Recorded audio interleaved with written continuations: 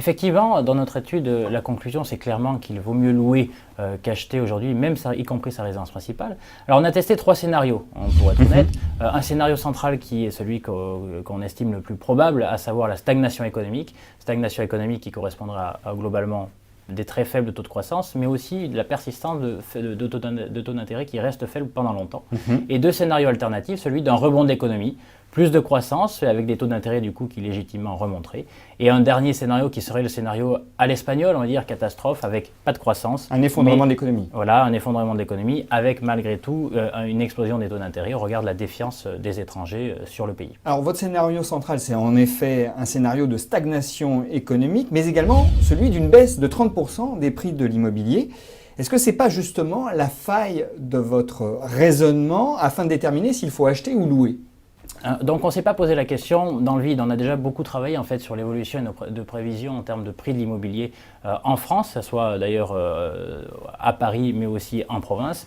Nos conclusions sont clairement déflationnistes, moins 30%. Pourquoi moins 30%? Les prix de l'immobilier dépendent de 3 choses, on va dire. Des facteurs structurels.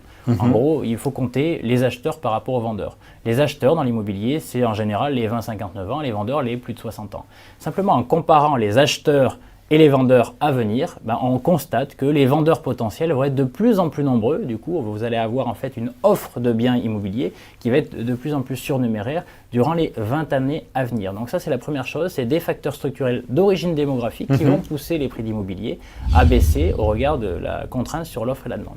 Deuxième facteur plus technique, celui de la capacité d'emprunt. Les prix, c'est toujours le rapport entre l'offre et la demande solvable. Donc on s'interroge sur la solvabilité de la demande des potentiels acquéreurs, ces fameux 20-59 ans. Ça dépend beaucoup des établissements financiers et de leur capacité d'emprunt. Or, qu'est-ce qu'on voit? La réglementation, notamment la réglementation européenne, met la pression en fait sur les établissements bancaires pour qu'ils soient plus exigeants.